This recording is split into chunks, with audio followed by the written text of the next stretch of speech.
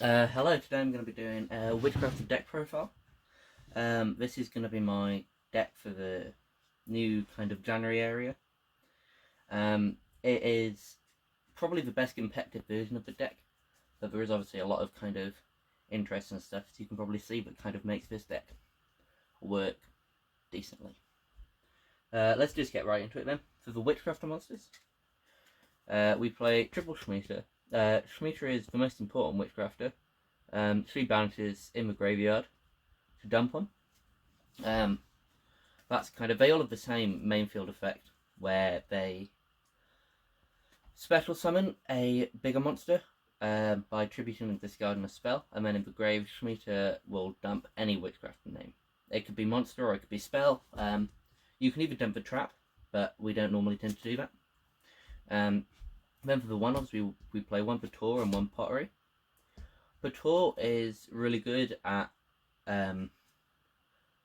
sending cards that you don't want in your hand to your grave. For example, if you draw Madame Vert or any of the 3 kind of boss monsters, there's not much you can really do to get them off your hand and into the field. So you use Pator to dump them into the grave, and then you can bring them from the grave to the field.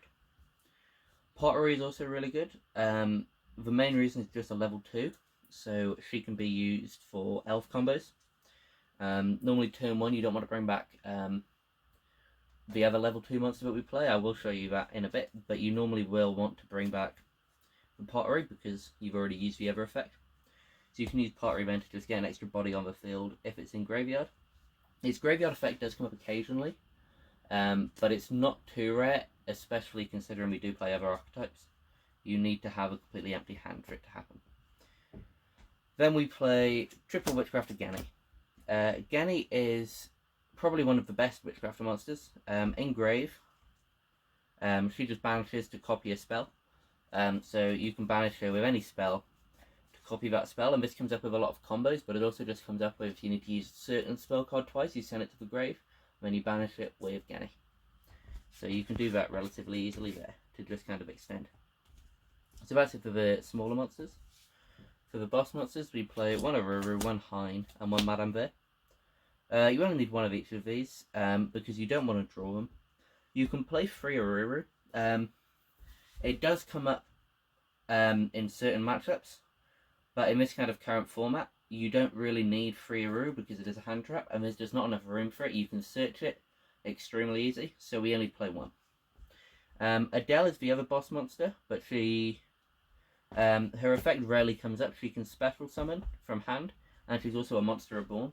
But realistically, you don't want to have to get her out to get something out of hand, because that's just not really worth the disadvantage that you lose from also discarding the spell. And she's also the worst brick to draw in the hand, because there's no point special summoning her back when you could special summon the actual monster you want to reborn from her.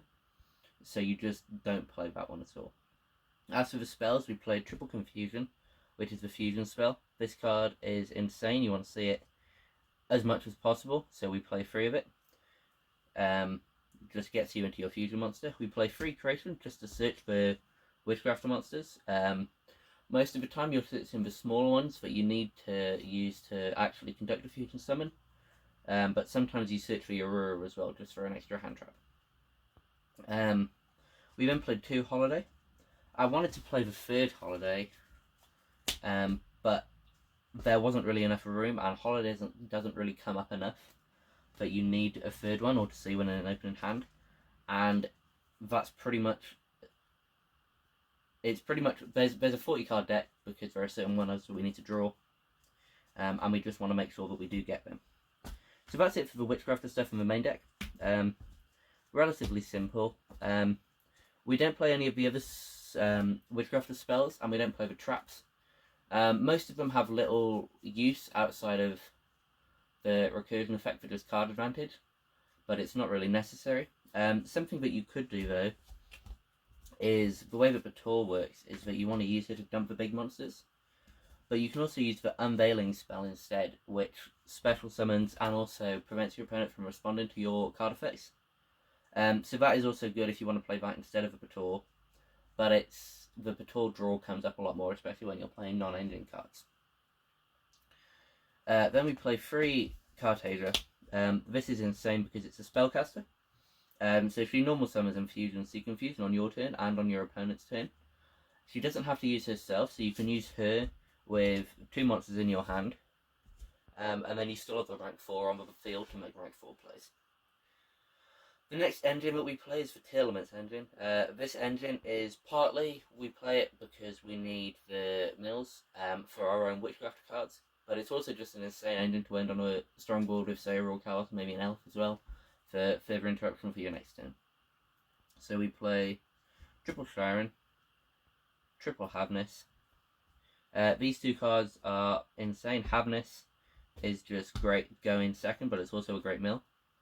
Shiren is great for rank 4 plays, but she also sends cards to the graveyard, and obviously the Witchcrafter cards do also need to go to the graveyard, so that's good as well. You can send the Tearlaments once to obviously get the fusion out quicker, but that doesn't always need to happen. It's easier to just send the tier cards. We then play 2 Melee. We only play 2 Melee because mainly room reasons, but Melee is the one that you don't really want to draw, because normal summon Melee is insanely weak, especially when we need our normal summon in certain hands. Certain hands you don't need the normal summon, but you can't really control which hands the Melee shows up and which it doesn't, so it's better to just only play 2. Spell and traps, we played 2 Scream to search for 1 Sulliek. I would play 2 Sulliek. The second Sulliek comes up a lot, especially if you mill the first Sulliek, but it's just not, in my opinion, worth the room that it would take, especially since we play 2 Scream just to search for Sulliek, and the 2 Scream is important just to trigger the Vice's effect as soon as possible. For the last 2 cards then we play 1 Instant Fusion. Obviously this card is insane at just getting out your Kit Callus and you can get instant mill 8. Then for the last 6 cards of the deck we play 3 Medora and 3 Kelda. These cards are insane against other tier decks, but also against most decks at the moment. We don't play Agido or Keldo or Kelbeck because the mills, as much as they do stuff for us, they do a lot more for our opponents if we're a tier matchup. So we'd rather not give our opponents advantage. We'd rather just be able to disrupt them. The fairy names do come up often, but we'd much rather mill these than actually see these in our opening hands. You can always send them off Shiren, but we can also just normal summon them if we get a decent hand. They're not the most consistent, but they do definitely work. And then you do side these out against certain matchups where you don't need them. Then into the extra deck, we play 2 Vice. You need to play 2. You can play a third if you need, but the third doesn't come up. The second comes up quite a lot because if your first gets banished, you need a kind of recursion to get it back. You need a second one because we don't have any kind of way to retrieve cards from banished in the main board. So it's insane. Another way is if the only card you've got in your hand is the fusion spell, you can actually use this as fusion material for the second one. Just to kind of trigger her effect, because she doesn't leave the field until the spell resolves, so you can use her to kind of, if that's the only way to get the effect off, you can do that. As for the kind of Tearlaments fusion targets, we obviously play Kit Callus and Royal Callus. The reason why we don't play Rhino in this deck, I should have mentioned earlier, is partly because of the room, but partly because Rhino is, as much as it is a good body, it also just takes up the normal summon, kind of like Melee, unless you mill it. So it's just not as consistent in this deck. And then the other 3 fusions we play is a Mud Dragon, a Garura, and a Dragostapelia. Mud Dragon is good at kind of recycling these 2, as well as your other Witchcrafter monsters. Garura is obviously good. Making Elf is a good way to kind of get a draw with Melee. And then Dragostapelia is in a gate. That card is also insane. Then for the Link monsters, we play Artemis, the Moon Maiden. This is insane. It's a level 4 or lower Witchcrafter monster. The effect doesn't come up at all because it is a Magister's card. But just getting your Witchcrafter monster to the grave and still having a spellcaster body is really good. There are some certain combos which you need to do, which will require an Artemis. You can play a second Artemis. It does come up more in the pure version. There are ways you can shuffle this back into the deck with your millers, with your Ishizu cards, so it's not necessary. Then we play a Sprite Elf. You can make this with the Melee. You can also bring back the Pator with it.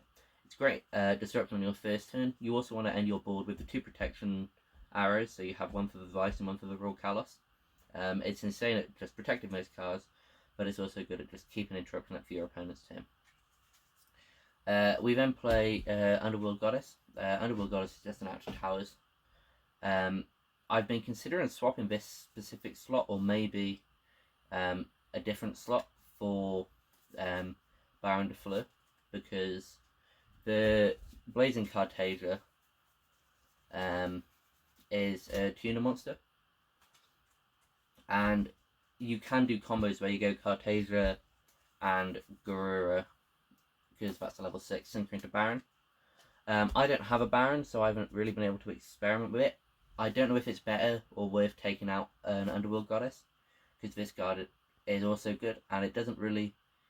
The kind of having a Cartasia on field is a very kind of situational thing, and then also being able to get a Garura as well as that doesn't come up at all. So in the situations when it does come up, it would be useful, but it's just unlikely to. So those are the main links. We then play a Dweller and a Baguska.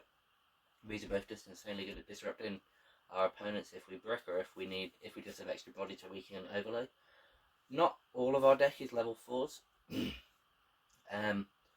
We've got the Shmita, Shiren, and the 2 Isuzu cards.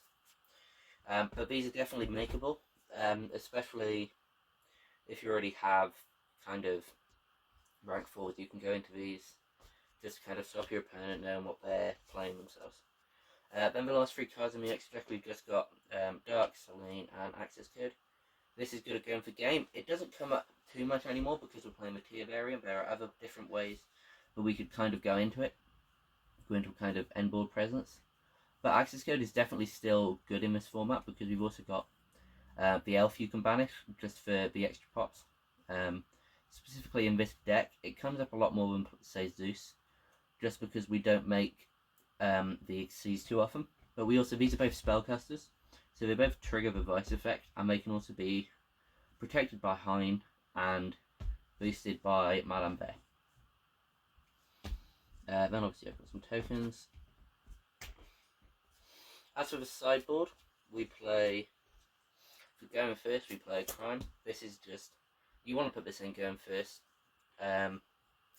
Depending on what your opponent's playing, you maybe take out one of the Screams. But you just take out a card that you don't really need for this Crime because it's good against Evenly, it's good against Dark Ruler, it's good against a lot of kind of decks that are going to have this one board breaker card that you're hoping they don't draw. But it's also just a really good negate of any card, and you get to send a card to graveyard as well. You don't even need a Tearlaments card in hand. As long as you control one, you can use this card to dump any monster. So you could even dump your Witchcrafters if you have nothing else in hand. So that card's insane. As well, for game first, we play Secret Village. We play 3 Secret Village, a Terraformer and a Metaverse. You take this out most of the time against decks that don't need the graveyard. So you normally go V6. Yeah. V6 for your Isuzu Millers, Isuzu Shufflers, just because kind of you don't really need them for going first. We also play Triple Tactics. This can be played both going first and going second, depending on what your opponent's playing.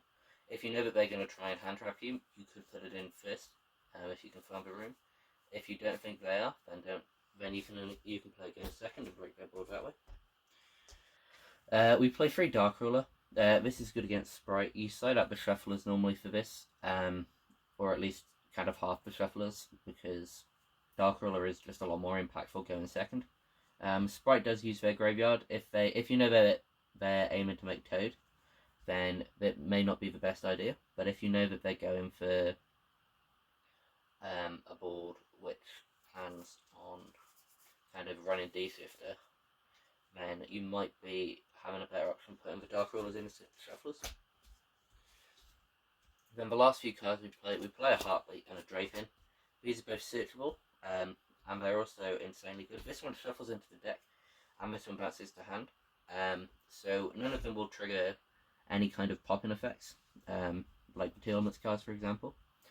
Draping specifically bounces to hand, That's not always the best against certain decks, but it's good if there's a kind of floodgate you need to play through, finish it, and then when they activate it again, you then are more prepared. It kind of buys you time more than anything, but if you can kind of drape in their floodgates, push the game that turn, then that's good. Heartbeat as well.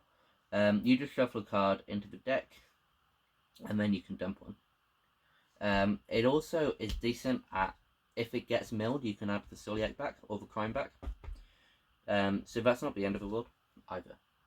The last card in the side deck, we play a Patronus. Patronus is pretty good against banishing decks, specifically Runic and Exorcister, as well as kind of rogue matchups you put this in, or kind of grind games, because it's just insanely good at just constantly giving you back advantage. Especially, it returns banished cards and it adds you cards.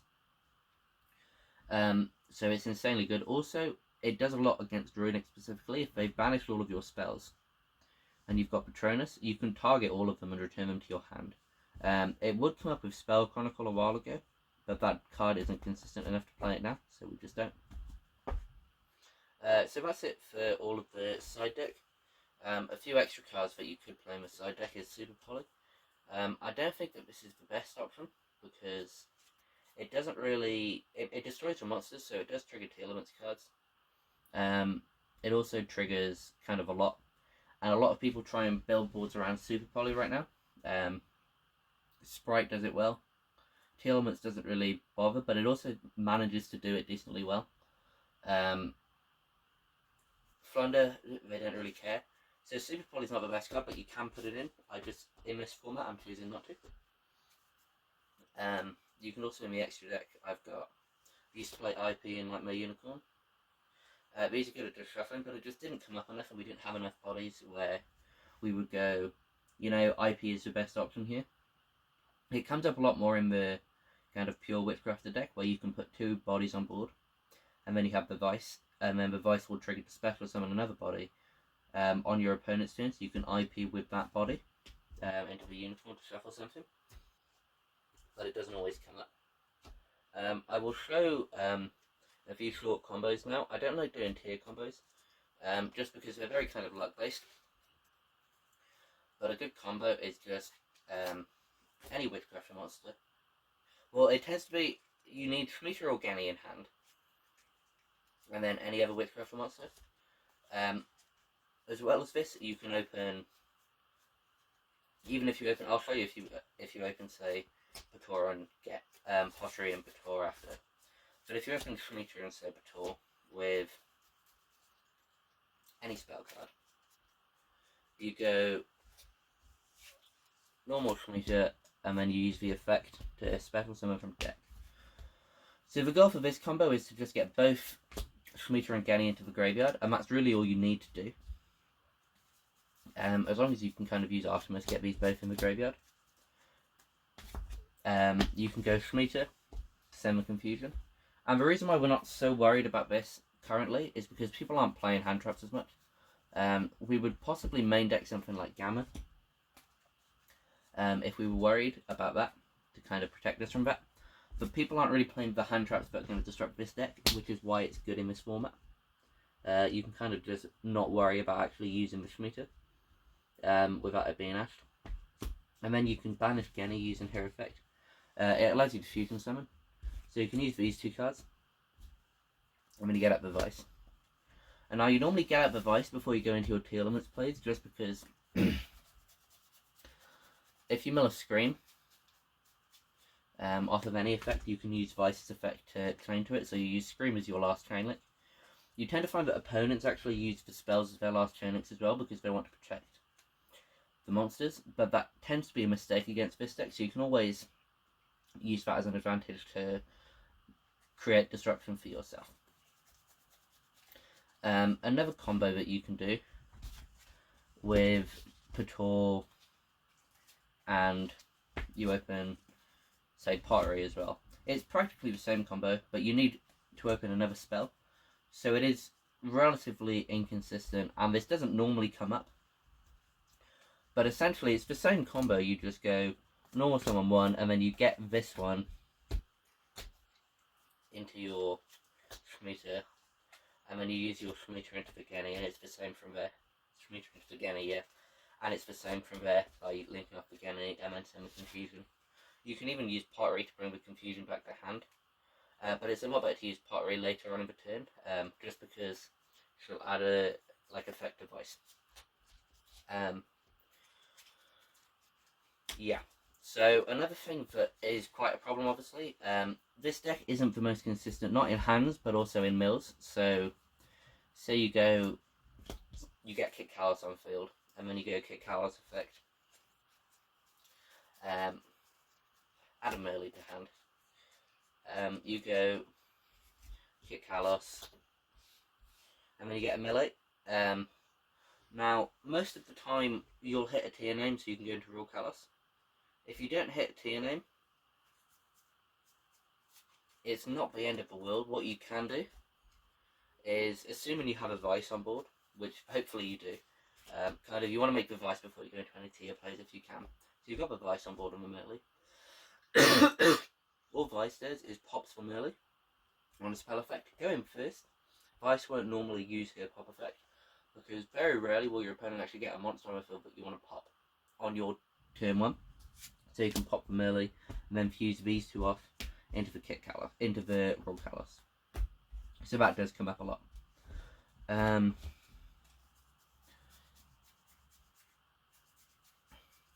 That is pretty much it. What you can do with the Vice as well, which is really important, is you use the Vice every effect you can for the turn. So you need to,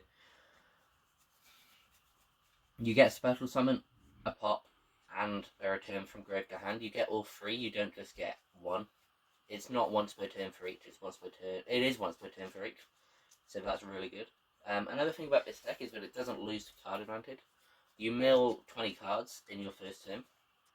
You get this card back to hand, this card back to hand, this card back to hand. You get Cartagia back to hand. These 4 cards come back to hand. You can use Vice to get another card back to hand. You can add another spell. You can have the same spell twice. This is good just because your Witchcrafter monsters want the cards on the field. You can then also go Pottery and add another one again. So you could end your turn with kind of 6 cards that come from your graveyard that you just milled. As well as obviously the tier cards incurring that much kind of advantage from milling as well. Kind of the end board that you want to aim for. It's not always possible, but I like to say that kind of you want a Vice on board, you want a Raw Callous on board, and you want the Elf on board. This isn't the hardest thing to do. You need to open a tier Miller or an Instant Fusion. So you pretty much, for this board, as long as you open a Witchcrafter name, which you're pretty much guaranteed to do, as well as a Shira and Havness, Instant Fusion, for example, you can get the Raw Callous out using those cards. You get the Vice out. Obviously, the Raw Callous, the Kick Callous gets the level 2 melee. You can use that with the card you summoned off Vice. You tend to then, if you've got a good mill, end with also a Pottery on board. You probably don't want to use the Pottery that turn. It's important to kind of keep the monsters till your opponent's turn if you've already used the effects, especially because you can trigger this on your opponent's turn to tribute and get another monster, and then you can use Vice for added disruption. So these are kind of, these smaller monsters are used to trigger your bigger Vice disruption. As well as that, you obviously got Special Summon, negate target protection. You use this obviously with anything. And you can go into any of the boss monsters. You could go into a Hein. Hein is insane because it protects from targeting, but on this kind of board it's not the best because what it does here is it protects your spellcaster monsters. So it's protecting Vice from being targeted, which Sprite Elf already does. So on this kind of board you wouldn't want a Hein unless you needed like a pop, which Vice already gives you, so that's not the best. You tend to want a Madame Vere because this card is absolutely insane. The first effect boosts any spellcaster's attack and defense based on how many spells you have in hand. You have to reveal them. Normally, you'll have all three. You could even have possibly a Scream or a side card, and you gain just so much. And because it's during damage calc, your opponent can't really respond with many different card effects to negate it, which is absolutely insane. Against someone that doesn't really know what's going on. Its second effect is discard a spell to blanket negate the whole board. It's pretty much, it's a non-target negate, but it negates everything. So it's good for one, pushing for game, but two, also it just negates cards that are protected by targeting. One disadvantage of this obviously is you only get really one negate, apart from the Raw Callous Special Summon negate. You only actually get one negate if your opponents go in and they go monster effect 1, monster effect 2. It kind of, they normal summon a monster and then activate that effect. You disrupt that, but you don't disrupt the rest. But not too bad. Well, that's the profile, so thanks, and if you've got any suggestions, you can leave them below.